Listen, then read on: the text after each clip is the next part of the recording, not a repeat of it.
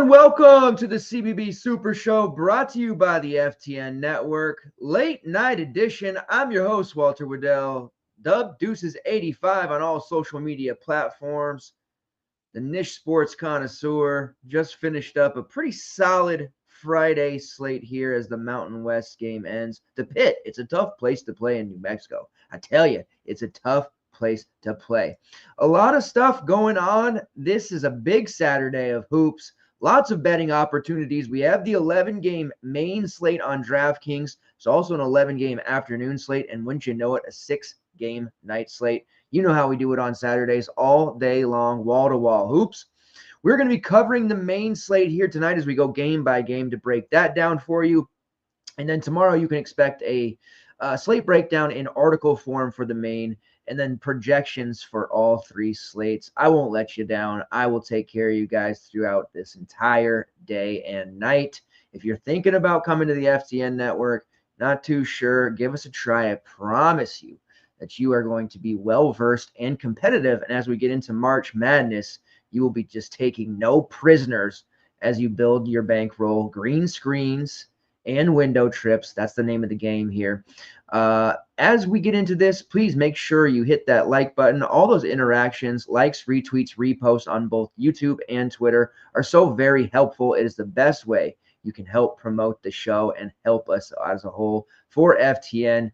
Lots going on. NFL playoffs. Obviously, we're grinding the college basketball stuff. The national championship game on Monday between Notre Dame and Ohio State. Lots of content surrounding that as well. And MLB draft stuff happening.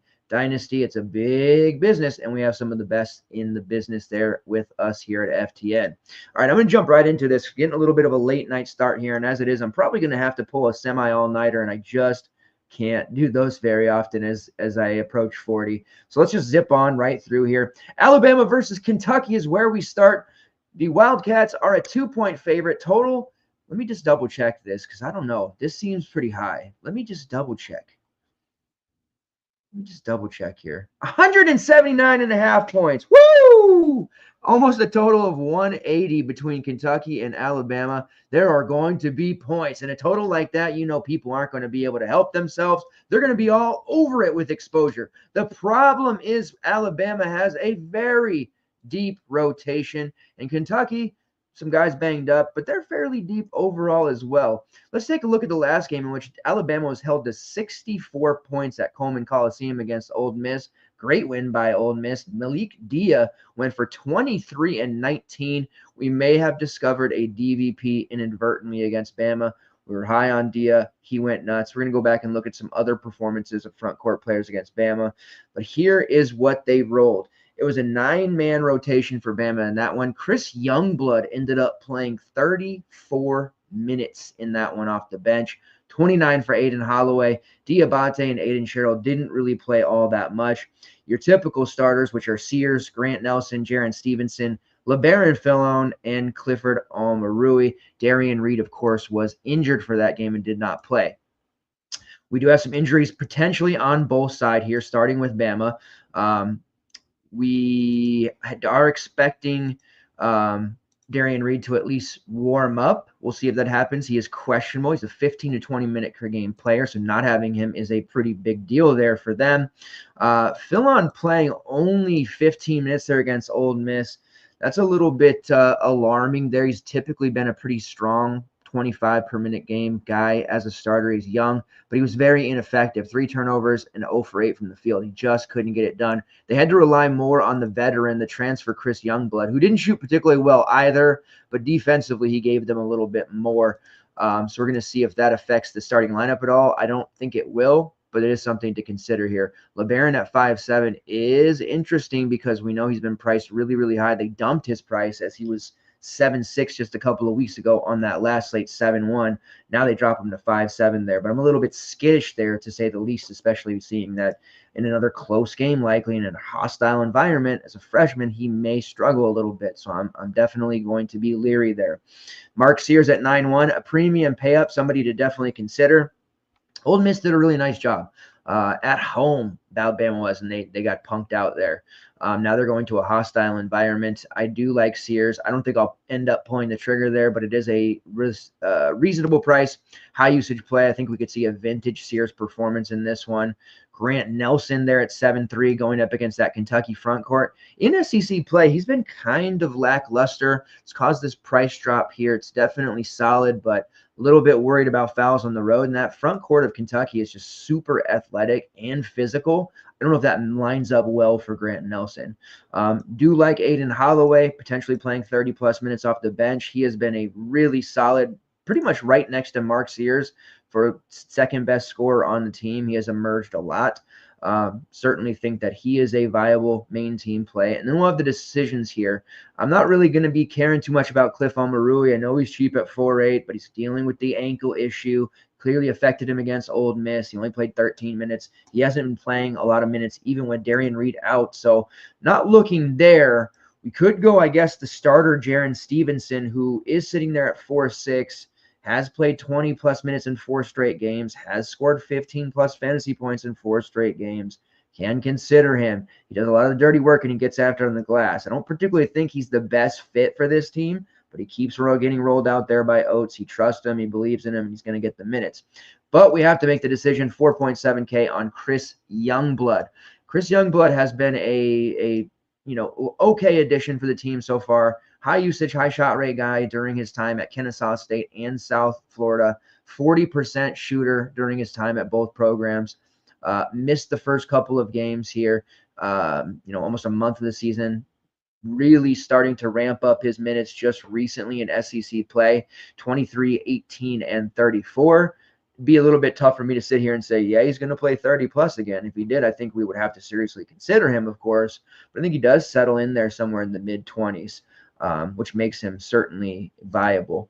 Overall, he's got pretty solid rate still for Bama, even though he's been down. 22% shot rate, only shooting 29% from long range. He's going to continue. There's just a lot of volume to be had there, so that's to be expected. But a big decision to be made there, obviously, in a high total game. I think Youngblood or Stevenson, one of them may draw some ownership, and then naturally people will be going to Mark Sears and maybe even a buy low opportunity on Nelson. I do think Aiden Holloway kind of snakes in there as a low-owned part of this game until get exposure where others aren't going to be looking. They're either going to go low or they're going to go high. Me, I'm balanced Betty. I like to get those mid-range guys.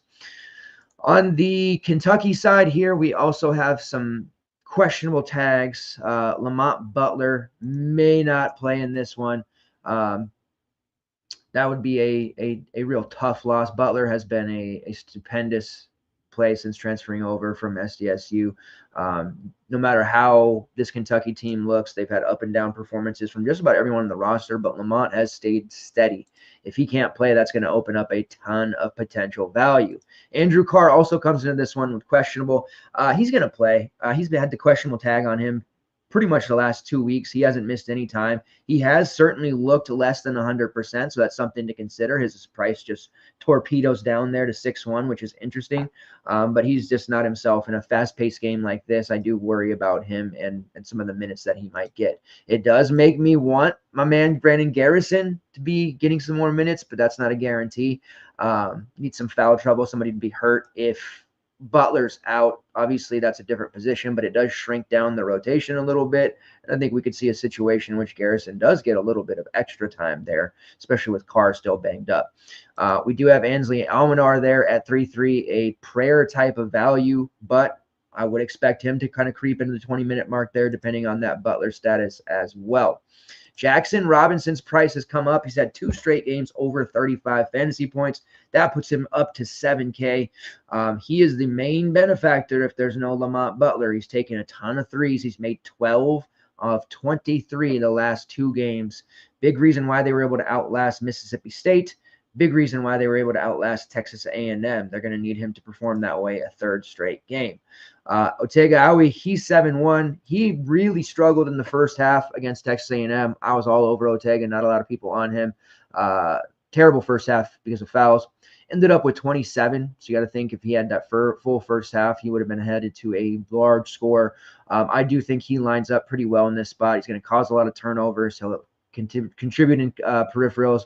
and he's definitely a guy who can get to the foul line at a high rate. I think he's going to draw a lot of fouls here. So I do like Ortega, and it's another one of those spots where I think he'll fly under the radar. People are going to be going to, the Kobe Brea. Let's say Lamont Butler is out. Then Kobe Brea is there at 4-4, very cheap. He would be expected to play 25 to 30 minutes. He's a chucker in his own right, although he struggled. We're going to see a lot of Brea ownership potentially. We might see Amari Williams, who's priced there at 6'8". He has had 3 of his last 4 over 30 fantasy points. But we probably won't see a lot of Ortega ownership there. Won't see a lot of Aiden Holloway. I think those are 2 ways we can get exposure to this game. If things get really dire, you do have the near min price Travis Perry, but that would be a break in case of emergency only. I don't think we really need to look in that direction just yet. So a myriad of ways there to attack that one. It's a hell of a total. Virginia versus Louisville. Louisville 15.5-point favorites against Virginia. Total only of 130. So we're about 50 points less than the game we just talked about. Louisville has done us right. We've had a lot of success with my man James Scott. Thankfully, they priced him up. He's 6'2" here. If he would have been 5'2" again, we would have to use him. Excuse me, at 6'2", he's not a plug and play like he was the last 2. And also, it's not your mom and dad's Virginia team, but they're still playing so dreadfully slow, and defense has actually ramped up a little bit, that they're just killing the fantasy viability of everyone. The SMU game just recently killed Matt Cross, killed BJ Edwards, killed Chuck Harris. Like, they just continue to drag games out. So we're not going to necessarily want to, on an 11-game slate, get too cute with this. James Scott, thankfully, like I said, they priced him up. I do think we could see some Terrence Edwards ownership here, priced at 5.5. He was mega chalk on that last slate against Syracuse. He's been a really steady performer. That is a playable price for him, even in a bad spot against Virginia, but tread carefully, of course.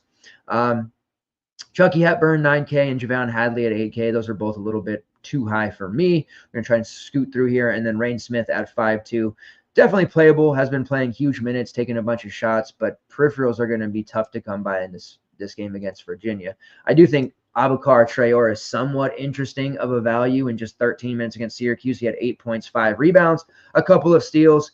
Low price. Perhaps we can get him in there in some GBP builds, a Q lineup, something like that, to open up some salary. An uglier game against Virginia actually would favor Traore here. It's just a matter of how many minutes can we expect. Can we get him up into that 15-minute range, or is he going to be down in that 5 to 7 range? On the Virginia side, Jacob Coffey, the Washington State Player of the Year and McDonald's All-American, or Mr. Basketball of Washington State, continues to be a high-minute guy, but he's just not producing. Still raw. He's only 5'2", which is a big price drop from where he's been. Makes him somewhat interesting here for sure, but Virginia's been kind of messing around with their lineup somewhat, their actual rotation as well. We've seen Sharma jump into the starting lineup as a cheap value piece. Just a 2-point loss there against SMU, but Sharma came off the bench in that second one, so they've got him in and out. We've seen Blake Buchanan in the starting lineup. Elijah Sanders has been steady. Day Ames started last game after Tane Murray was starting a bunch of games. So they're really just kind of rotating through here and trying to find some answers. Blake Buchanan did have a 15 rebound game last time out, but hard to really rely on him. I do wonder if people will chase that performance. I don't think there's any chance he has a repeat. Louisville's defense has been really solid, and they've done a good job of shutting down the other team fantasy-wise. So not a lot to like here. McNeely, 6'9". Like, all these guys are priced appropriately. I don't think I want to be dealing with this game too much. If it does go off, so be it. But this one has the makings of a very ugly affair, as you might imagine, from a total of 130. All right, next game on the slate, we have Clemson versus Pittsburgh. Total of 141.5. 2.5-point favorites are the Pittsburgh Panthers. Starting with Clemson, though, Ian Schiffelin dealing with some injuries. He had a hammy. He's got like a multitude of things. Had a real rough outing against Florida State. It was a blowout win, so they didn't really need him. Georgia Tech, it was closer than they expected on the road, and he put up a vintage Ian Schiffelin performance, 16, 7, and 6 on his way to 45. Big 36 minutes there. This will be a close game. A little bit worried about him to a degree just because of how banged up he is. But we need to talk about Victor Locken. This is the player at 5.6K. He played 35 minutes. He's been super sick. He had some early season ailments. kind of trying to get acclimated to this new team coming over from Cincinnati. There hasn't necessarily been all this many opportunities offensively because of Chase Hunter. Not a lot of opportunities on the glass because of Ian Schifflin. So he's kind of taken a back seat and on all these ailments. But huge in that Georgia Tech game, 35 minutes played, 10.6 rebounds, 4 assists. He's just never going to be the focal point on offense.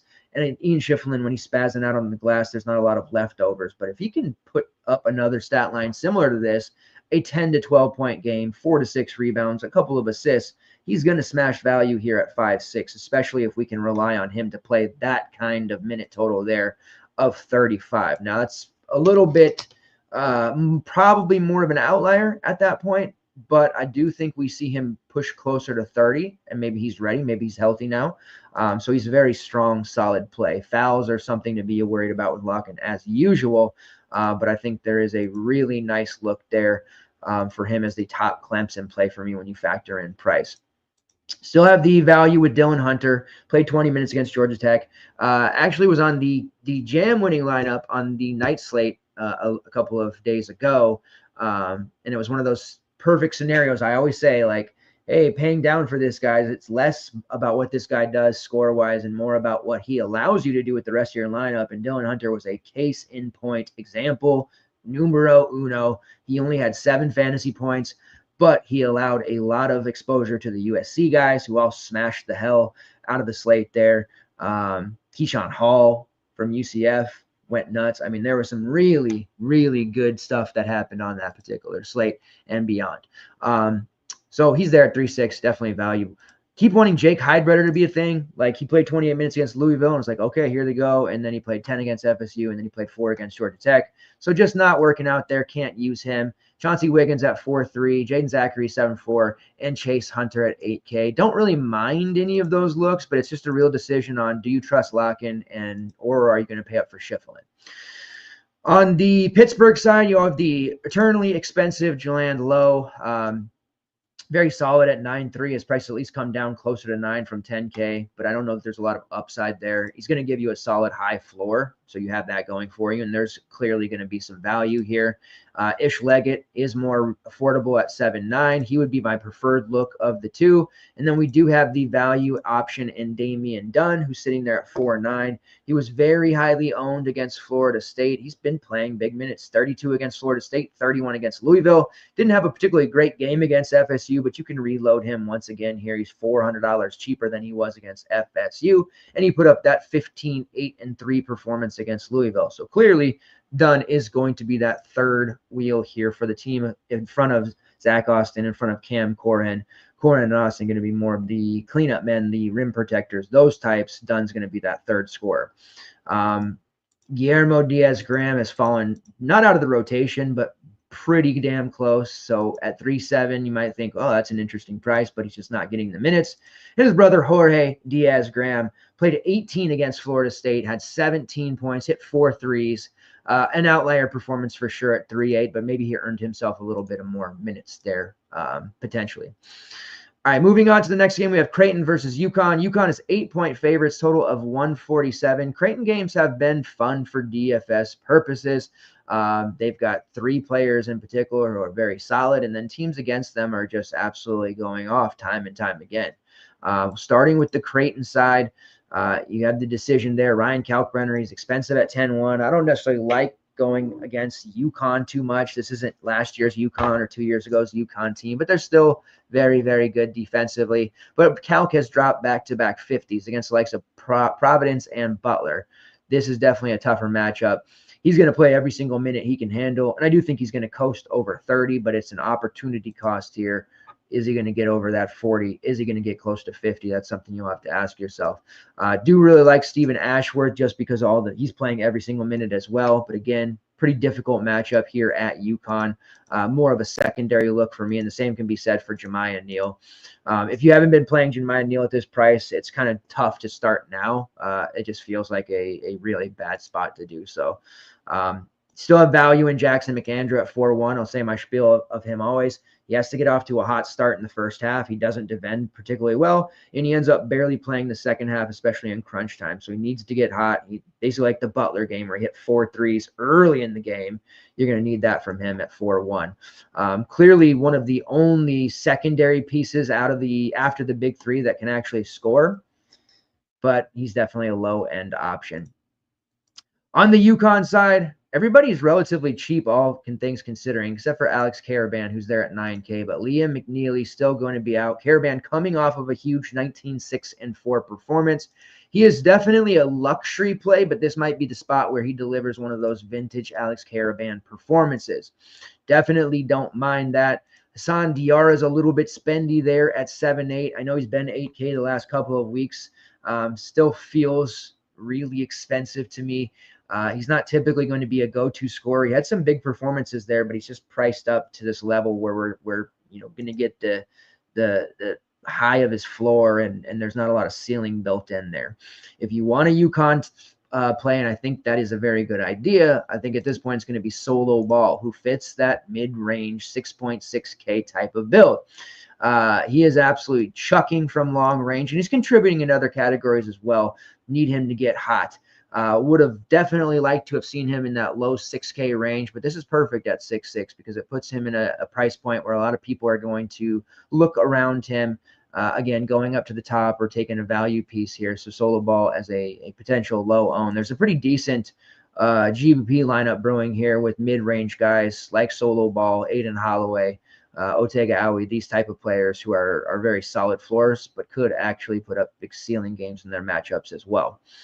We know Samson Johnson and Terrace Reed are going to be splitting minutes in the front court. Terrace Reed's been dealing with some foul issues. He has an incredible fantasy point per minute number. We know that. He has great rates across the board, but because of his fouls and the front court rotation, he's just really rarely going to get over 20 minutes unless somebody is getting into foul trouble or there are injuries in front of him. Again, has amazing rates, 22.4% usage rate, 30.1% defensive rebounding rate. That's top 10 in the country. A combined rate of over 54%, block rate of almost 10%, which is top 30. Like, he can do a lot here at this 4.8 price tag. It's a big drop.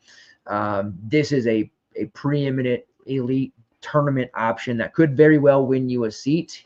He could deliver a 40 here in this spot, absolutely, but he could also pick up 2 fouls against Calc and play a total of 12 minutes. If that happens, it's an absolute disaster. Now, he did put up 18 in his last game at 12 minutes, put up a 26 in 18 minutes against Providence, 16 and 14 minutes against DePaul. So we know he can rack it up here if he gets those minutes.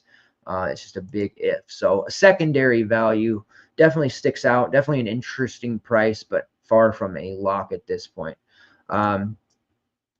Jalen Stewart's been getting the start. Had a good start against Villanova. Played 31 minutes, 24 minutes in the game after that against Georgetown. Not a single entry play, 4-2. I've been hoping for more from him, but as a value, if he starts, certainly an option. We did see Ahmad Noel get back into the game there, played 9 minutes and 6 in his last 2 after missing about a month and a half. Jaden Ross' experiment as a starter is kind of over. He's a little bit too raw, and then Aiden Mahaney is continuing to be in the twilight zone.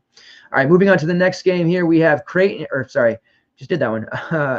versus UCF. Houston 13.5-point favorites. This matchup sucks. I would have loved UCF to play anybody else besides Houston, because I do have that rule before the March month and the tournament start of not targeting against Houston. But we have had some tremendous luck, experience, however you want to phrase it, with Keyshawn Hall. He has been absolutely dominating in conference play. He delivered a 22-6-5 performance on the road, mind you, against Arizona. Then he went to ASU, dropped 47-6. His price has gone way up to the moon at 10-2. We're going to need that to come down. Keyshawn have a horrible game against Houston. We can't possibly use him, but I love Keyshawn Hall. Not just saying that because of last game. You guys know on these UCF slates, we've been pretty high on him. We've been the only ones rostering him.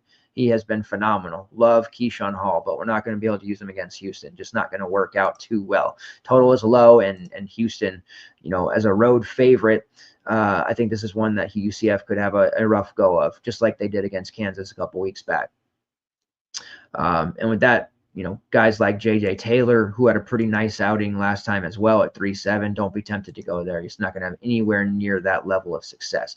Basically, we want these UCF guys to have a pretty rough outing so that their prices all drop and we can go and attack them on the next one. Because after this Houston game, they play Iowa State on Tuesday, which is another rough outing on the road. And then they get a string of really fantasy-friendly games, TCU, Kansas, BYU, Cincy. So let's get some price drops here on you guys, UCF. On the Houston side, on the road, so we can expect them to at least, if they're going to blow out UCF, it's going to happen in the second half. So we should get a decent chunk of minutes for a majority of these guys. The problem has been with Houston just, demolishing teams like Kansas State, like TCU, like BYU, West Virginia. Like, they haven't played in a competitive game. Since let's go back to late November. They haven't played any competitive games since. I guess the most competitive was at Oklahoma State on December 30th, 60-47, but that was in score only. That game was not competitive. Oklahoma State had zero chance to win. Since then, they've beaten BYU 86-55. They've beaten TCU 65-46. They've beaten Kansas State 87-57. And they've beaten West Virginia 70-54. So these blowouts are costing them minutes. That means it's going to be tough to get to Uzan at 6'9", or Manny Sharp at 6'8". LJ Cryer is mostly a scorer, although he did hit a bunch of threes last game. But if he's not hitting them, he's not going to pay off that 6'5". You do have Juwan Roberts, who has been really solid and consistent since kind of shaking off some health woes. Not sure that I'll make it to him there at 7K. JoJo Tugler is always a GPP look. If he's not getting into foul trouble, he's grabbing every rebound possible, and he's blocking every shot as well. Has a lot of upside here at 5'8". But you can't use him in your main right now because fouls are just a really big thing.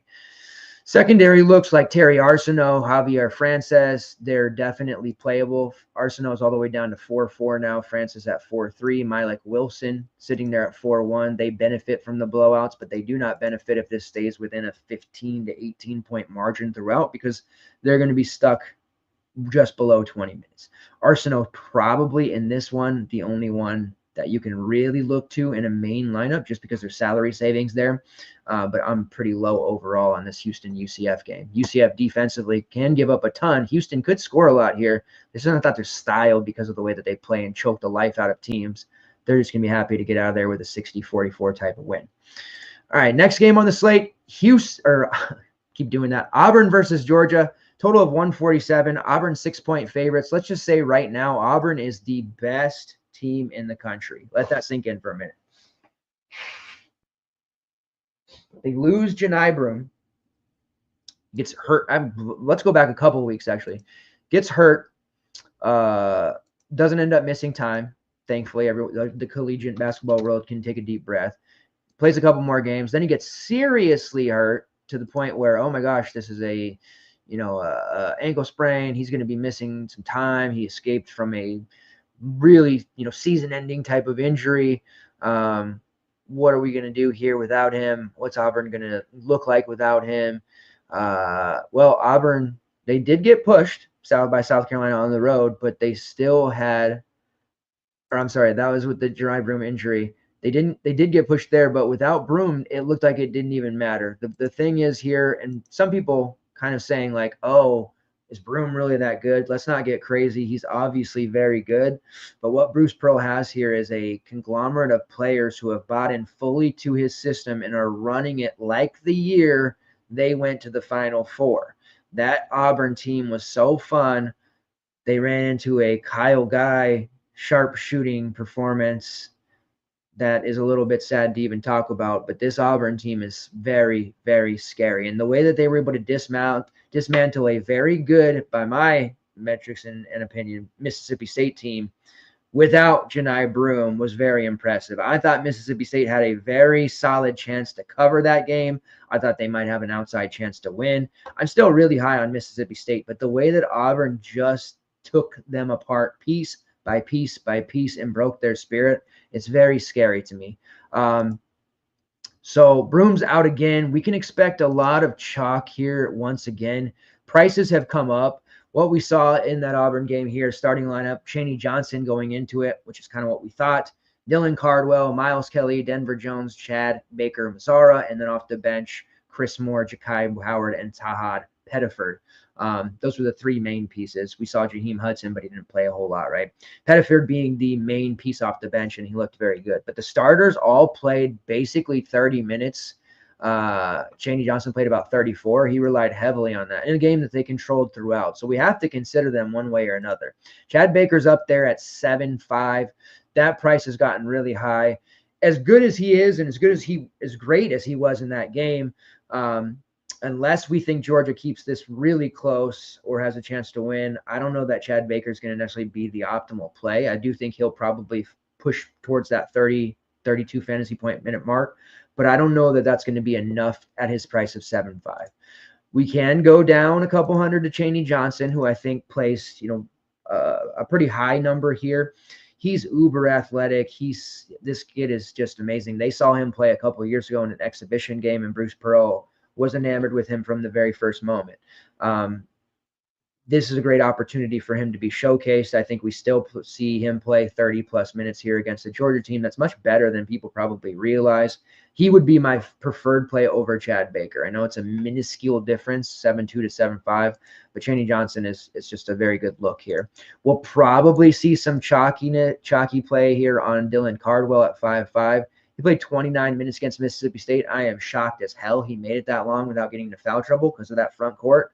South Carolina, he played 24 minutes. Like, he's logging minutes. Now, I do worry on the road here, so I'm probably going to be underweight compared to the rest of the field. I think a lot of lineups are just going to plug in Dylan Cardwell, expecting him to deliver another 20-plus fantasy point performance.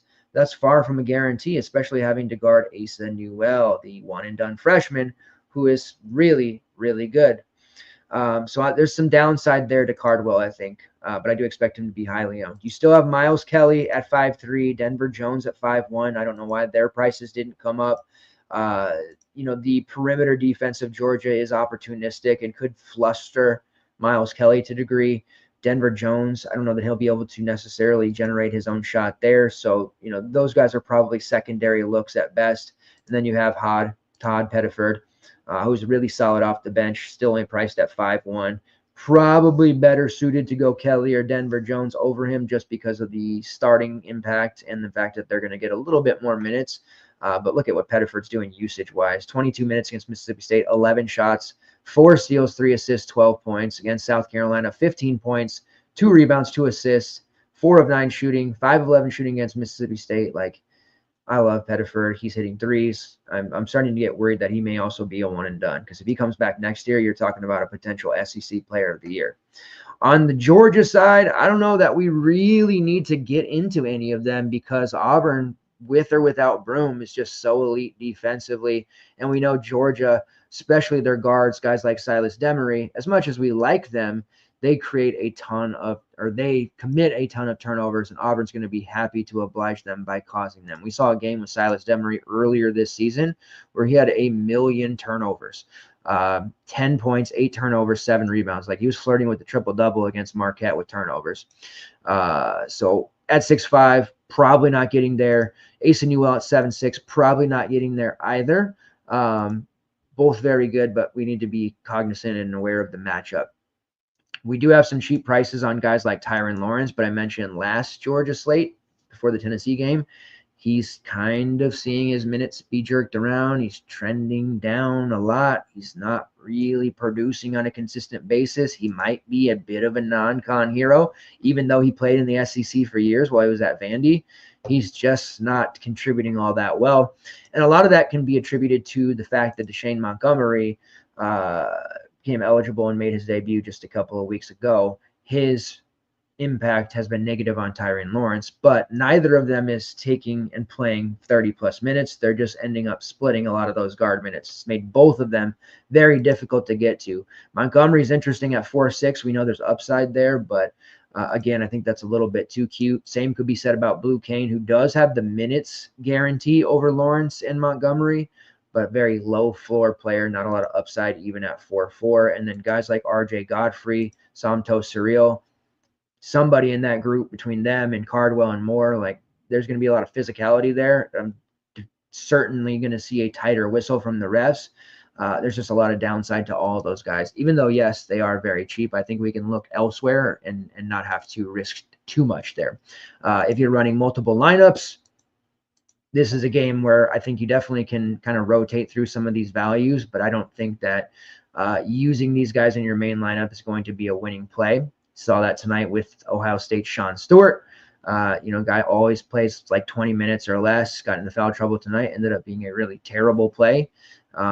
Those are the kind of values where, yeah, Sean Stewart's had some 30s. He's had some big games, but you could really end up with no green screen by the end there on those type of plays. Hey, my man, T9X, what it do? Good to see you. Late night, I can always count on you to show up as well. I appreciate you, and good to see you. I have to get to Costco this weekend because I'm on my last pair of contacts. That's why I got the rec specs on. But man, the pair I've been wearing during the day, contacts wise, I don't know if any contact wearers out there, but it had like the most microscopic tear in it. Oof, rough day. So my eyes are hurting me. So if you see me doing this a lot or squinting, that's the reason why. All right, Kansas State versus Kansas. Now we can get into some excitement here. The first part of this slate, like, there's some good games on here, but there's nothing that I've just been like, I'm really excited about. Now we get to the back half of the slate, and I'm really quite excited about some of these spots, especially this game here between Kansas and Kansas State. 139.5 total, 14.5 point spread. Kansas looks dreadful, absolutely dreadful. How about that game, right? 60% Hunter Dickinson. At 9-8 against Iowa State on the road. Like, what? Now I sucked on that slate too, so I can say that, but I didn't play Dickinson, and I still wasn't very good. But that was a weird spot for people to use him. Dickinson clearly not in, and I said he doesn't get engaged when he gets pushed around. Physicality, he really gets uncomfortable and he gives up. There were times on rebounds off free throws, he was just standing there, thumb up his ass, standing there, no care in the world. Bill Self on the bench, putting his hands, his face in his hands, because what can you do? You can't bench this multi-million-dollar athlete that you brought in, but he is terrible. God, he's so terrible. Things get better. Kansas State, they don't have the same level of physicality. You've got one overpaid guy in Hunter Dickinson against another overpaid guy in Coleman Hawkins. That'll be interesting to see how that lines up. David and Gasson on the other side as well. Dickinson's only 9.5. If you want to pay up and you like Hunter Dickinson and you want you want him to give you some retribution from last slate, if you used him, you can definitely go there. KJ Adams is going to be out. That news came out earlier today, dealing with a shoulder injury that's probably going to cause him to miss more than just this game. So obviously Dickinson, yes, that's great, whatever. But the big news I want to talk about here and what I've been excited about is my man Flory Badunga is going to be getting, well, he should, let's say it like this. He should be. I can't say he's going to be because it's still Bill Self. And Bill Self has this weird thing with freshmen. Flory Badunga should be starting. I can't guarantee that, but he should be. Not that I know more than Bill Self. I would never claim something idiotic like that, but Flory Badunga should be starting with no KJ Adams. And even the fans, the beats, the media, been clamoring for Flory to play more. This is a perfect opportunity. Even if he doesn't start, I'm still probably close to all in on Flory. I hate it. I know it has so much bust potential, but my God, if he gets anywhere close to 20, 25 minutes, Flory is absolutely going to destroy the slate. You saw Justin Fernandez have this ridiculous game for Providence today. Usage guy just hitting every shot, looked like MJ out there. Get ready for Badunga because he has fantastic rates, rebounds extremely well, blocks shot like an absolute psycho, and not much of an offensive weapon just yet, but he has so much upside because of his peripherals. He could put up a huge number here. He had a 32 against UCF, 12-5, and 6 blocks. That's the type of game I'm looking for here. And even in 11 minutes against Iowa State, he was way more active than Hunter Dickinson. He did get a bunch of fouls, so he only played that 11 minutes, but 4 block shots, 6 points, 3 rebounds, ended up with almost 19 fantasy points. He's been priced up over 5K because of that huge game against UCF, so not really playable. But his price at 4.5 in this spot, no KJ Adams, like, yes, please sign me up. Flory Badunga is absolutely, like, if we assume to get 25 minutes, it's a game over slam dunk. We'll tentatively probably put him around 20 just to be a little on the safe side, but I don't care. I'm all in on Flory Badunga. We did see Shaquille Moore as major chalk on that Iowa State slate as well. That was a shorter slate, so whatever. He's priced at 4.2, playing 20 to 25 minutes. They've been rotating that fifth spot in the starting lineup. Shaquille Moore seems to have a stranglehold on it for now. AJ Storr is just barely playing and doing anything at all. Rylan Griffin's not fitting too well, although he did play 19 minutes in that last game. So there's a lot of cheap players with big names from previous years, like Rylan Griffin, like AJ Storr, and even Shaquille Moore, who was productive once upon a time. But they're really unusable because we just can't we don't know what to expect from those guys. I suppose you could use Moore as the starter, but I'm going Badunga all the way. Dwan Harris, Zeke Mayo, those are your other two options that should play the entire game or majority of it. Mayo is a pretty solid look here, I would say, but I think we can spend our money just a little bit better. Mention it one more time, Flory Badunga. All day, every day, Flory Badunga. If he transfers out of Kansas next year and goes to, Texas Tech, Texas A&M, he's going to be ridiculous. On the Kansas State side, Kansas doesn't scare me. I mean, we can use players against Kansas. We were all over Keyshawn Gilbert. He was okay. Curtis Jones, we were all over. He was huge.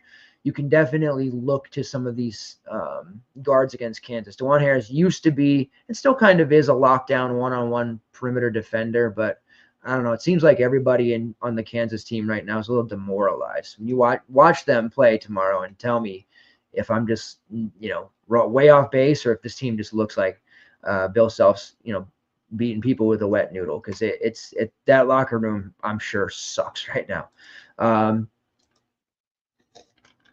Coleman Hawkins at 9K. He's obviously not a play, but it also is going to be one of those situations where he could drop 60 in this spot, and he will. We do see him get motivated for these types of games, but it's impossible to play him. The projections are going to continue to slap Doug McDaniel onto our laps, but got to take into account a little bit of poor shooting. He gets in the doghouse frequently. Didn't like how his minutes were, kind of yanked against Texas Tech in a close game at that, and only played 23. Typically, we can expect 30 to 35 from him here at 4.9. Definitely interested, but it's another one of those values that are very risky. Could definitely win you a tournament, or could deliver a 5 and just take you completely out of the mix. As far as anybody else on this team, Brennan Housen, those type of guys, not a lot of interest there for me personally. So we're going to move right along here to the next game, which is Arizona State versus Cincinnati. Jeremy Kelly helped me take down the 2K to first last week. Hell yeah. Hell yeah. All right, Arizona State versus Cincinnati. Total of 134. Cincinnati, the frauds. We've been calling them frauds. I've been calling them frauds. They're 10-point favorites against ASU. I don't know about that. Now, ASU hasn't been great, but they've got some athletes, and I just don't believe that Cincinnati's 10 points better than anyone. Now, Cincinnati did win on the road against Colorado. I had Colorado plus, 2.5, 3.5, something like that. Didn't come through. Very surprised. Colorado was down a few players, but still didn't think that they would be losing to Cincy. And it wasn't like Cincinnati had like the best game either. Seamus Lukosius had one of his vintage non-con performances that he finally did it in conference play, and they played very good defense. Ken Palm has this one 69 to 62. I just don't see them covering this, so it'll be a bet on the ASU side in our featured best bets in the morning. Cincinnati's 7th in defensive efficiency, pretty huge there. The game against Colorado, again, Seamus Lukosius had a really nice game, 16.7 rebounds, 2 steals in just under 30 minutes of work. Pretty consistent rotation. They do go a little deeper, 9 men, but we see about 6 to 7 go 20 plus. That's typically going to be Jizzle James, Dan Skillings, Aziz Bandiago, Seamus Lukosius, Dylan Mitchell, and then Day Thomas off the bench. And we're seeing more Josh Reed lately, but he's not quite a DFS play right now. Just a lot of guys in front of him. Price is still really cheap across the board. Seamus at 5.4. He was just getting stupid cheap there for a while. Still worth a shot, especially in a matchup like this against ASU. Part of the reason we liked USCF so much the other night was because they were facing ASU, and that's an extremely fantasy-friendly team. So Seamus definitely in play here, and you see the shot volume is still there. It was 1 for 10 against Kansas, 2 for 7 against Baylor, and then 6 for 12 against Colorado. So still getting that volume. Jizzle James is all the way at 5.3. The big problem with Jizzle is he hasn't matured enough offensively. Coming into the season, a lot of us were excited to see what a healthy Jizzle James would do. And he started out really well in the non-con and then just has fallen off since. His minutes with Day Thomas healthy have really kind of fallen into that low 20s range. They're basically just splitting with each other. So definitely cheap, certainly viable to a degree because of how cheap they are, but they're splitting all the way, which kind of puts a damper on both for me. And Day Thomas is only 4K as well, which definitely has me interested. But again, splitting those minutes. Aziz Bandiago, who was priced a little uncomfortably at almost 7K just at the beginning of this month, now down here at 5.2. He's had a couple of rough performances, but he did pull down 10 rebounds against Colorado, and he did yank down 8 against Kansas. Not much of a score, but he can do enough on the glass, blocking shots, getting steals to pay off this 5.2 mark. So he's definitely in play, I think, more so than Thomas or Jizzle James. Seamus in play, and then you do have a little bit higher price guys, but certainly still options in Dylan Mitchell, who's there at 7K. He's looked pretty ordinary lately, but this is a nice bounce back spot. And then high usage, high shot rate, best player on the team, Dan Skillings. His price has jumped up to 7.7. He had been in the low 6K range. Had he been sitting there at 6.3, going up against ASU, he would be an easy core play. His game logs haven't been supremely impressive lately, especially in conference play. That would have been like the preeminent buy low spot at almost 8K. That was almost like a preemptive move by DK. Like, yeah, they're playing ASU. Skillings could have the huge game offensively. He doesn't do a lot peripheral speaking, so he's not going to have a Keyshawn Hall level game, but he could very easily score 20 to 25 real points. So I think what I'll do with Skillings is take his point prop over. We'll see what that is also. And then look to Mitchell, Lukosius, and Bandiago as our plays here. Not all together, but rotating and picking through them for our main team player pool. On the ASU side, Jaden Quaintance has been fantastic to watch. Like, talk about shot blockers and just all over the place. He's going to be a really fun. If he develops an offensive game consistently in three-point shooting, he's going to be a really good NBA player. I did score 20 against UCF, but a lot of that was off of putbacks. A lot of that was at the foul line. He's not much of a shooter just yet, but man, he can really get to the basket and cover a lot of ground. Strides wise, like Giannis, like he's crazy. A little bit pricey for me at 8.6. We know fouls are a problem for him. Definitely interested in some ASU guys. I don't think they're going to have a ton of ownership. I start with BJ Freeman. He's been the play I have leaned on, especially used him against UCF. Definitely used him against Baylor. Last couple of ASU slates, they've been down a couple of players. There's been, rotational changes. So still like Freeman, even though his price has slowly and steadily been creeping up. We get guard forward eligibility for him in 7.3, still like in that mid-range spot for me to build a balanced lineup. He's taken 14, 19, and 11 shots over his last 3 games. That will not stop. He's become kind of the go-to weapon for them. We did see the other freshman, Josan Sanin, came back against Baylor, but then he missed the last game, that ankle flare-up. So he's officially listed as questionable here. We'll see if he ends up playing in their next game. From what I've read on boards and beat writer reports, it sounds like he's very doubtful. And if that happens, we're looking at a ASU rotation that's going to be, once again, very, very short. Pulling up that last game against UCF, they ran with basically 7 guys. Sean Phillips and Amir Ali off the bench, and they played about 15. So you're going to be looking at 30-plus minutes for Alston Mason, BJ Freeman, Adam Miller, if Jaden Quaintance can stay out of foul trouble, and then Bashir Jihad is going to see the majority of those minutes for Sean Phillips and Amir Ali come out of his pool. So Freeman definitely being the number one option we're going to look to. Adam Miller as well is certainly a play, but Freeman's rates are the best on the team. 27.6% shot rate and a 24.6% usage rate. Freeman, throughout the course of his career, you might remember he was in the Horizon the last couple of years at Milwaukee, one of the best players in the Horizon for a couple of seasons.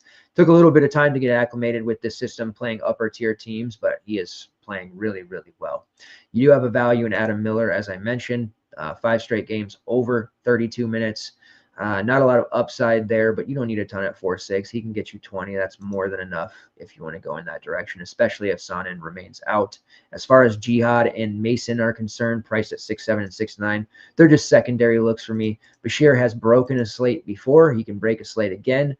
But Cincinnati has the cheese in the front court to give him some problems, and a road game for him. Not super comfortable with that myself. All right, we're moving right along here as we go. Next game on the slate, Arizona versus Texas Tech. The Red Raiders 4-point favorites, total of 151. I have this stick on. I do it in Discord all the time. I started doing it on Twitter now, and I think I'm going to try to do it every day for the rest of the season. But retweeting my last tweet that says player at example player X is on a milk carton. My goodness. Tonight's was Malik Mack in the first half, and he responded. That's exactly what I'm looking for. When I say you're on a milk carton, I'm looking for you to get off the milk carton, and Malik Mack did that. Isaiah Coleman, the first official milk carton tweet player, did not. Feel like, got to say, JT Toppin is on the milk carton, and I don't know that he's going to get off anytime soon. Dealing with injuries, dealing with illness, dealing with all kinds of stuff. He has had some really rough outings. Since that UCF just destruction game where he had 26 and 10 on New Year's Eve, he has mightily struggled, and the minutes have not been there. Not only has he missed time, but he played minimal sub-20 minutes against Utah, BYU, and Kansas State. Now, some of that was foul trouble, but others, like in the second half, they just didn't use him. Clearly not 100%, and now dealing with, it's going all over the country, the norovirus shit that's happening just about everywhere. So, I mean, you're seeing it in the daily life. But Toppin did miss, 5 games, played on New Year's Eve, had a big game, and ever since has really struggled. He still maintained his starting position, but the minutes just haven't been there. The price is, extremely low at 7.2.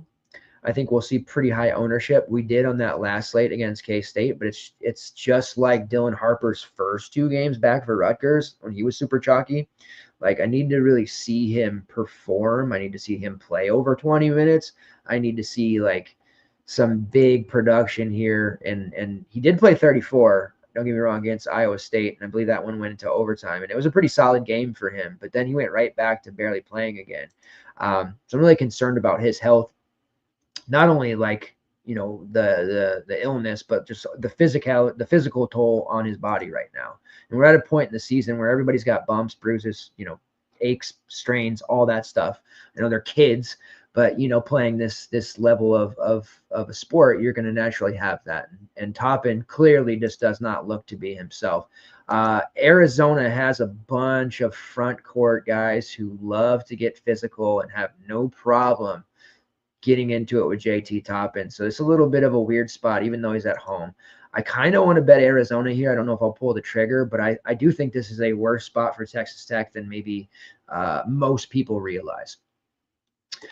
If Toppin is out, which I doubt, obviously that is a big bump to Federico. Federico is priced at only 4.5. He's proven a very capable player.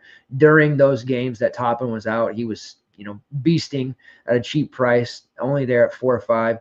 That was a little bit of a trouble, less of a worry there at home, but 27 minutes against K-State, 24 against BYU, 24 against Utah. Toppin missing that second half, and a lot of those are playing minimally in the second half. He's been the main benefactor. So he's definitely the one I want to look at, if anyone, for Tech. Elijah Hawkins has been having a massive conference season. He's been the opposite of a non-con hero. Like, he was okay in the non-con, but he's been a con hero, and we don't talk about those as much, but he's been very, very good. Reasonable price for him at 7.4. Kind of more of a GPP look, but definitely an option. And then you have Darion Williams at 9-2. He's down 1K from the 10-2, which was fairly unplayable. He's definitely got upside here against this Arizona team, and Arizona's been involved in some high-scoring games, but I'm less inclined to think that this is a high-scoring game because of the way that Texas Tech plays. And this the short rotation is just, it seems like some of them are gassing out. Also like Kevin Overton, who's priced at only 3.7. If Toppin is out, big bump to Overton. He played 36 minutes against Iowa State. They didn't do very good, but on the floor for 36 minutes. And this is a kid who can actually score quite well. So a little bit of an interesting value for sure. On the Arizona side, Henry Visar, gone are the days of Visar being like 4K and 4.5. Like he is just performing time and time again, and now he's at 6K. I think the buck stops here. I don't know that we can continue to roll him out. We've pretty much just been blindly just rolling him out into whatever lineups we can off of the bench there. Would love to see him slide into the starting lineup, but we're probably going to see him continue to come off the bench, play about 20 to 25 minutes. He has a very good fantasy point per minute number. His rates overall are very strong. The very moment that Krivas went down, Visar just stepped in and started blasting. And you saw it early in the season. There were some games where he came in and played, 10 minutes and put up 25. He's just incredible. Going to need his physicality against this Texas Tech team, especially against Federico when he's on the floor. But 6K is a very tough price to pay for a guy who typically isn't going to start. There are a couple players on Arizona that I believe should be starting and are actually probably better than some of the starters, but I understand why they're kind of rolling this rotation the way they are. Tommy Lloyd's very good coach, method to his madness. He's got that second unit team coming out there with the likes of Henry Visar, KJ Lewis, and Carter Bryant. All three players capable of starting, all very young, developing players, but it's better to bring them off the second unit. My favorite play for the team outside of Visar is KJ Lewis, but he's also seen his price come up due to playing so well, up there at 5.7. There were a couple of weeks there where we had him at like 4.5, 4.6. He's another player stuck in this 20 to 25 minute realm. Certainly a look there, but he's tied to his offense way more than Visar or some of those other options are. Jaden Bradley and Caleb Love are the two main guards. Caleb Love is always a GPP look. He hasn't broken the slate lately, so perhaps this is a time with his price under 9K going up against a kind of questionable spot against Texas Tech. This would be where Caleb Love delivers a huge performance. I certainly can't trust him, but I wouldn't fault anyone who did.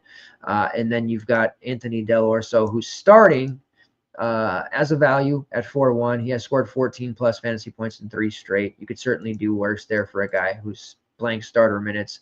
And then the other two starters, Trey Townsend, who I still don't understand why he's not playing well. It's got to be a system issue. He's played against upper tier competition before when he was at Oakland, showed out. There's a reason Arizona went after him. There's a reason many teams went after him in the transfer portal. 4K for Trey Townsend and just like not even interested. It's such a weird feeling. And then Tobuaka, who transferred in, he's had some pretty nice games for them, especially early on. He's settled in. He's hit 4X in 4 of his last 5 at this price. So even though he's only playing like 15 to 18 minutes, he's okay as a 4K play. He grabs a ton of rebounds. Fouls are obviously a concern with him, but there's kind of a rotation here of Arizona values that you can use in your various lineups, especially if you're an MMEer. Carter Bryant at 3.9, also pretty playable. Not going to put up a huge number, but pretty much at 4X in 4 of his last 5 as well. All right, next game on the slate, Xavier versus Marquette. This is a total of 150, just a tick under. Marquette, 9.5-point favorites. Marquette, definitely the side we want here. Cam Jones is very expensive, but he should put on a clinic against this Xavier team. If they can push them in any way like DePaul did in that overtime game and Cam played 42 minutes, we'll see a 50 spot from Cam. There's enough value here to definitely get up to him. Looking at the slate and all the pay-ups that we've kind of looked at and talked about, there's one other pay-up on this slate that is like the top easiest play ever.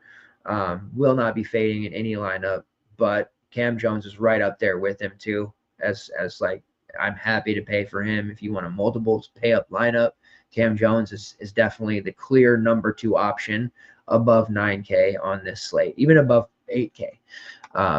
So for what it's worth, he's going to put up a big game against Xavier. I'm very confident in that. He's been extremely steady. He had a rough outing against Georgetown, but it's the minutes and the shot attempts that continue to be there. Last time they played Xavier, he put up 24 and 8. It was a close game, 72-70 win at Xavier. He took 20 shots in that one, put up almost 38. We want more than 38, but that kind of floor makes me feel warm and fuzzy.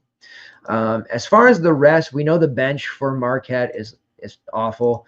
David Joplin had nearly 50 against DePaul, so they've made it easy for us. At 6'4", it's kind of like, I can take it or leave it, but at 8'4", it's absolutely no. Not paying that for him. Chase Ross, I'm extremely excited that they've now priced him up over 7K. I don't have to really worry about him. He's had back-to-back huge games. Of course, the game against Creighton, which he gave us 11, that was a game I was using him. Go figure. 2 games after that, I didn't. So 7-5, probably not that interested there. He had a pretty rough outing against Xavier. He was in foul trouble the whole time. But those prices on the Marquette guys are just way, way up. Same on Stevie Mitchell. They've now priced him up to 7-1. So I'm happy because I don't want to have to play those guys. I just want the decision to play Cam Jones or nobody at all, or going to Ben Gold, who is still a really solid option as a value. He's not exciting by any means. He's rarely putting up these huge numbers, but he just churns out 20 fantasy points time and time again. Last time against Xavier, 29 minutes, 11 points, 5 rebounds, 2 assists, 21.5 fantasy points. I'll take that all day long at 4.9 if he wants to give it. He's kept his fouls in check. He's, the bench really not getting much from Marquette, and they've ramped up those minutes lately. We're typically accustomed to seeing Gold play about 26, 27 minutes. He played 37 in the overtime game against DePaul. He played 37 against Georgetown, 28 against Creighton. So 4-9, we know what kind of minutes we're going to get. We know the matchup. Yes, Fremantle is around and a real tough player to try to guard, but Ben Gold is definitely a upper tier value for me just in terms of safety. Xavier side, Zach Fremantle is really cheap at 8.5. Tough not to want to get exposure there. Now he was out for the Marquette game, and they still almost won. Now that he's going up against Marquette, I thought Marquette was going to be a DVP spot for front court players. It's definitely an interesting spot for him against this Marquette team. More of a secondary play, I think. I'm not going to end up getting there in my main, but I think he's a great tournament look. I could very easily see him eclipse that 40 fantasy point mark. The secondary options on the team, Ryan Conwell, Davian McKnight, and Dalen Swain. Swain is the one that sticks out the most, priced at just 5.6K. Guard forward eligibility. His production has been all over the place. Definitely like him in this spot. I think he's an interesting play. He had 13 and 10 against Marquette before. He did rack up a ton of steals in that one as well. Swain is just one of those plays that people don't look at these days anymore, and he's capable of filling up the box score. He's not the first option on offense, not the second or even the third. So that sometimes is a drawback, but he is always around the ball and stays pretty engaged. On the road here, I do worry a little bit about fouls with him because of the way he plays, but I do think he's probably the most playable and realistic option here on Xavier. As far as those secondary values, Marcus Foster, Dante Maddox, Jerome Hunter, none of those plays are really worth much to me on this slate. Their minutes have dwindled with Fremantle around. All right, last game on the slate, Stanford versus North Carolina. This is the one. This is the one, guys. This is the one I wanted to talk about. I was real excited about this one. Sorry, let me pick that. This is a game with 155 total. Now, North Carolina's an 11-point favorite. I don't really care about that. The total, I think, will go higher. What I care about here is a DVP spot. By now, if you're a fan of the show or anything to do with my work over the last couple of years, you know how excited I get about DVP. You know how much of a priority I place on it. If I find a good spot to target against, I would just repeatedly go back to it over and over and over and over again, and I will not stop, even on times when it doesn't work. Now, California lost to North Carolina 79-53, but we knew and we talked about, hey, one of these three players is going to have a big game. Matty Sissoko, Rytis Petritis, or Joshua Ola Joseph. Rytis ended up doing really very little, only played 18 minutes. Joshua got the most minutes he's played in the last 5 games, played 22, had 10 points, 3 rebounds, but didn't get after on the glass. But in the second half, Matty Sissoko decided he was going to take over that front court, 16 points, 8 rebounds, 2 assists. Now, yes, they lost. Andrei Stojakovic was awful. Jovan Blackshear has been awful for 2 months. Defensively, North Carolina actually stepped up. But when Matty decided to grab rebounds, they had no answer for him. This is an incredible spot over and over again. Let's go to NC State. We played Ben Middlebrooks against North Carolina because we knew, great DVP, 14 rebounds. He only had 5 points. I don't care. 14 rebounds all over the glass. Let's go to SMU game. They beat SMU 82-67. Matt Cross, my man, Matt Cross. You guys know I love Matt Cross. Probably one of my top 3 favorite players this year, easily. 13 points, 11 rebounds. Easy Matt Cross game. Samit Udoglu was in foul trouble. He didn't do so well, but Matt Cross did. I'll tell you that right now. Notre Dame game didn't work out. Marcus Burton came back and kind of ruined things. He was good against North Carolina. Tay Davis did have 17 points. He had only 3 rebounds, but Keba and Jai had 6. So combined, those 2, 9 rebounds, pretty solid. Tay Davis wasn't horrible, 17 and 3. Louisville game in which they lost. We knew that somebody was going to have a big game there. Kind of thought it might be Terrence Edwards. He was okay, but my man James Scott had 11 points, 8 rebounds. Pretty solid game for him. Not a monster performance, but a pattern continuing here. The Georgia Tech game, 68-65 win. Bayandangu has been pretty bad this season. He's just not worked out. He had a good game recently, but overall this season, he's been pretty tough. And if you look at his game logs, there's really only 2 or 3 games that he's played exceptionally well or even above average. One of those games was against North Carolina when he had 19 points and 12 rebounds. So driving home the point here, there's a clear DVP spot. North Carolina doesn't have Armando Bacot. We know that. They're playing Stanford. Stanford has a player you may or may not have heard. He was a former walk-on when he first started. Then he was a preferred walk-on. Now he's worked his way up to a possible first-team All-ACC performer. And we're talking about 7'1" Maxime Reynaud, who comes into a matchup with North Carolina priced at only, and I say only, 9.7K. He could have been 11K for this matchup, and I would have looked you in the eye and said, you got to play Maxime Reynaud. Not only does he rebound at a high level, but he can score as good as anyone in the country. He can shoot threes. He can get after it down low. He can block shots. There's just so many ways he's going to cause problems for this North Carolina team. There's just no reason you should be fading him. I know there's I don't know if he's going to end up being chalk. I guess there's probably a good chance he is.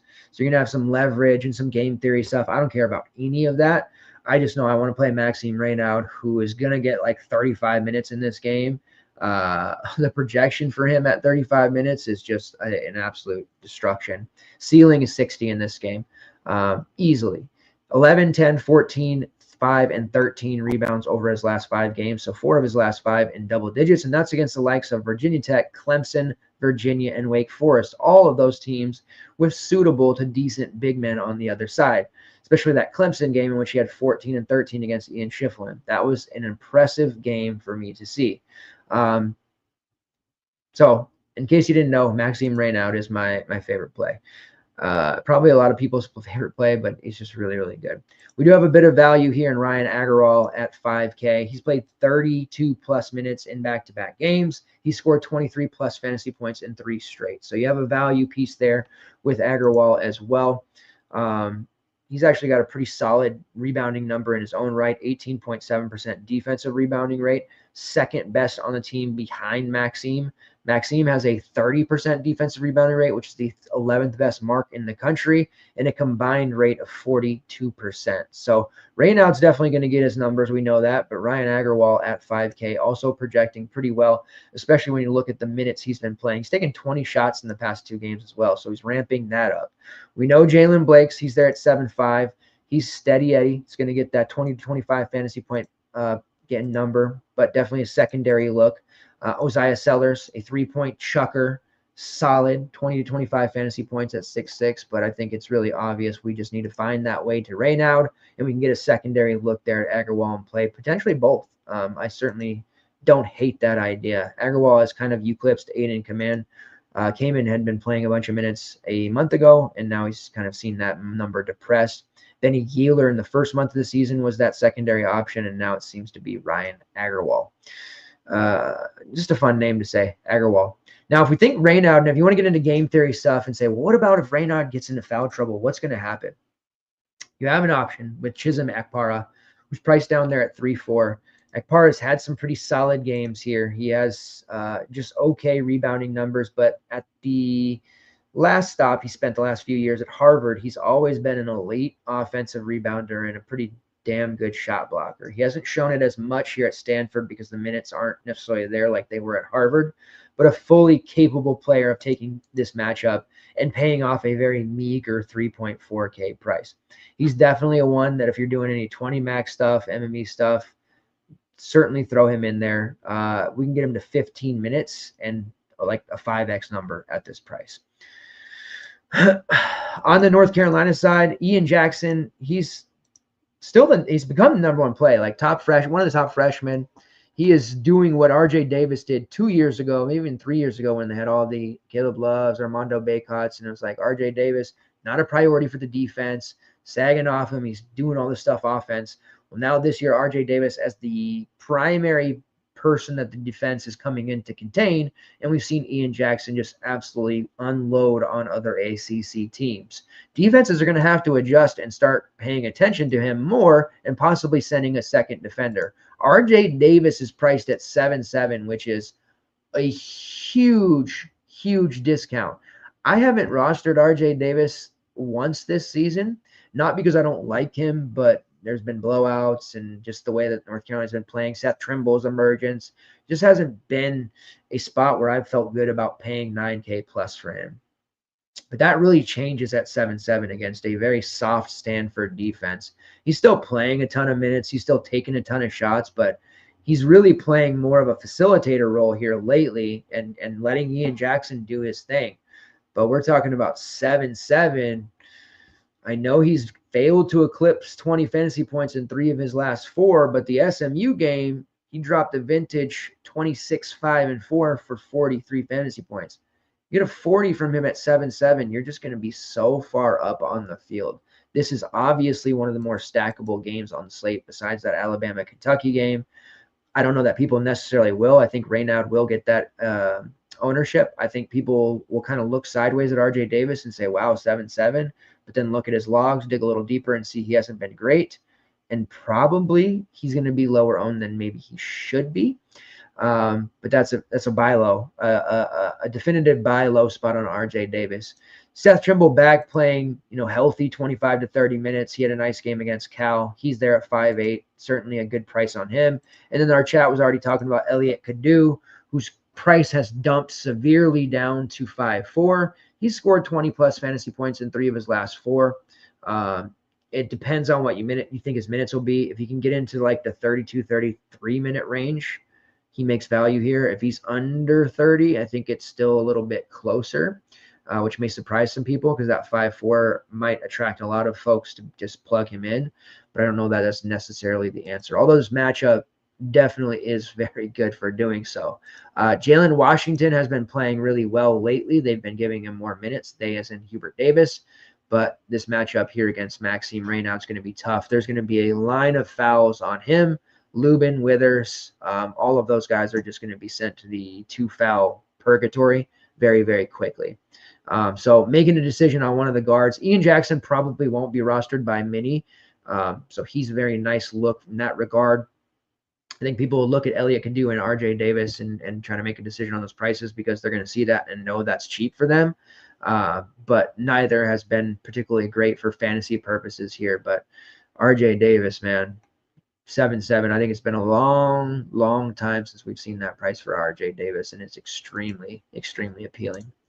All right, so that is the slate. We did it quickly, just over an hour. Let's talk about core and then any best bets.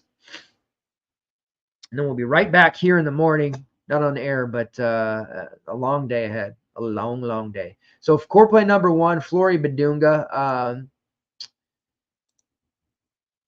No KJ Adams, real simple, 4.5K. Should play 20 to 25 minutes.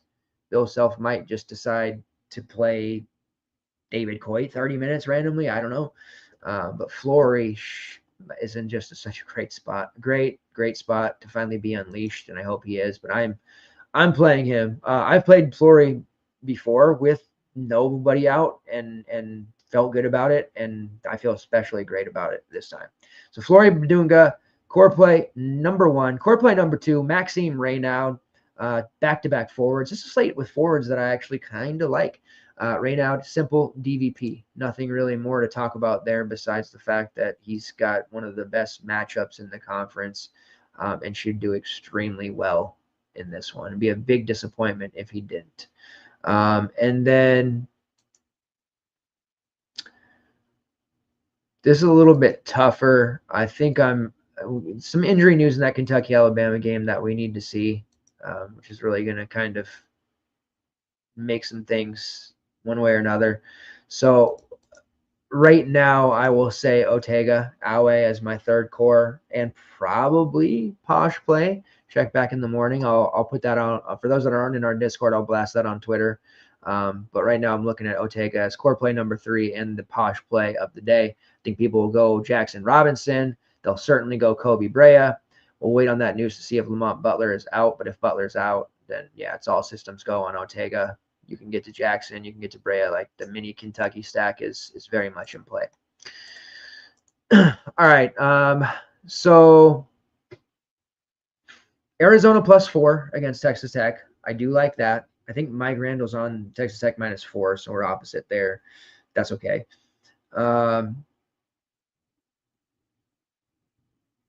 Clemson +2.5. Like that one as well. Arizona State +10. So those are 3 bets from the slate right there. Most confident in Arizona State +10. Cincy may and probably will win this game, but just to cover 10 seems a little bit unfathomable to me. Scroll down here. There's one other mid-major game that I wanted to look at. I just want to make sure it's the same. Yeah, North Alabama versus North Florida. North Alabama -2. Total of 163.5. Those teams get down. They're going to score a bunch, but North Alabama is actually a pretty fun team this season. Probably not a team that many people are familiar with outside of their base, but kind of a dark horse team to come out of the ASUN. Really like the way they play. Ken Palm has an 83-81, but I do think that they ultimately win this game in a high-scoring affair. All right, Prize Picks. The first thing I did on Prize Picks was look at Maxime, but they don't have it up. They have very minimal on Prize Picks right now, so I don't have a ton to give you in that regard. I'm very disappointed, but if there are props on Prize Picks, anything right now to over is going to be a massive, massive play for everything. I do like Otega Awe over 22.5 PRA with the anticipation of Lamont Butler being out and or limited. One other PRA number here. Hunter Dickinson under 30.5. I want to see his fantasy point number in the morning too. I hope they put it like 42 or something. What I saw the other day was not a player who is engaged at all. And I don't mean to be married. I mean with the game of basketball. Let's see here. It's a shame they don't have that up yet for Stanford. They must be scared. They must be scared. Let's just check one more thing here. The points and assist prop I've been doing quite well with, by the way, even on teams who maybe are players who maybe don't get a ton of assists. But it does give you a little bit of an extra safety valve there. BJ Freeman against Cincinnati over 15.5 points plus assists. Very high on BJ Freeman in this one. I know I put Otega Awe as a core, but Freeman is right there as well. Kind of core 3B to Awe's 3A for what it's worth. All right, I think that will do it Appreciate everybody who continues to support the show. Next week's schedule will be the same Monday, Tuesday, and Friday night. Tons going on. The slates are going to start ramping up a ton here. Huge slates on Tuesday. We are still like a ton. If you're still trying to qualify for the Mania, it's on number 14 now. Plenty of opportunities there. And I believe once we get through the NFL playoffs, we'll start seeing those contests start to chirp and tramp and ramp up, because right now I know there's a lot of games on for Saturday and some of the contests maybe don't match that, but it does sound like once we start dwindling down on the NFL playoffs, we'll see those contests start to go way up. Tuesdays have been very solid for that, but keep an eye out for overlay on these NFL days. That has been happening a lot. So some opportunities there to gouge a few extra dollars. If you are not following at FTN Fantasy or at WDeuces85 on Twitter or any social media, please make sure you do so. FTNFantasy.com, lots of pricing options, lots of opportunities so you can get on and still get the rest of our NFL content for the playoffs, as well as everything else we offer, from articles, optimizers, projections. We got the DVOA who bets or who votes on awards, creator. I mean, we got an Aaron. We have like an amazing amount of talent at FTN. If you're not hanging out with us by now, you really should be. Otherwise, I'll see you guys on Monday. Let's get those green screens. Let's get those window trips. Big day, big Saturday. Let's get after it. Appreciate you guys very, very much. See you next time.